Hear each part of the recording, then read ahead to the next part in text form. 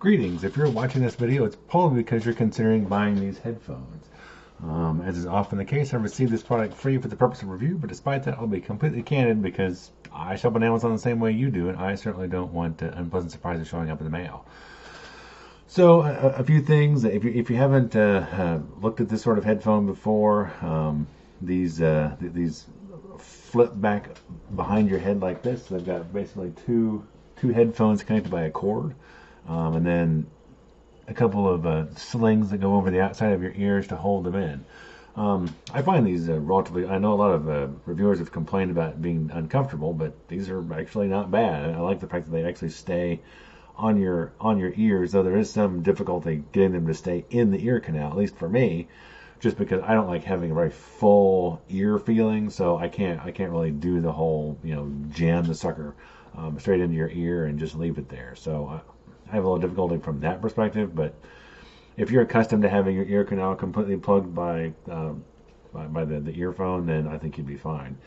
Other reviewers have complained about the sound. One thing to note is that there is an independent volume control on the little bar here. So even if your phone is turned all the way up and the bar is turned down, you're going to get terrible sound because there's dual controls.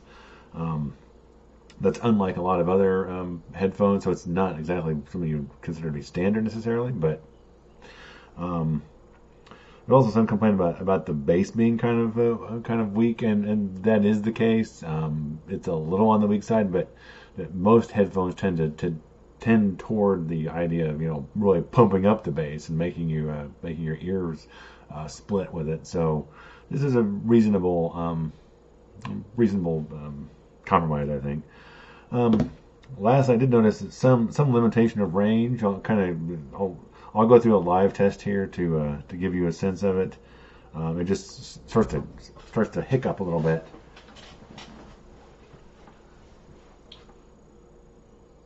So it's fine from here.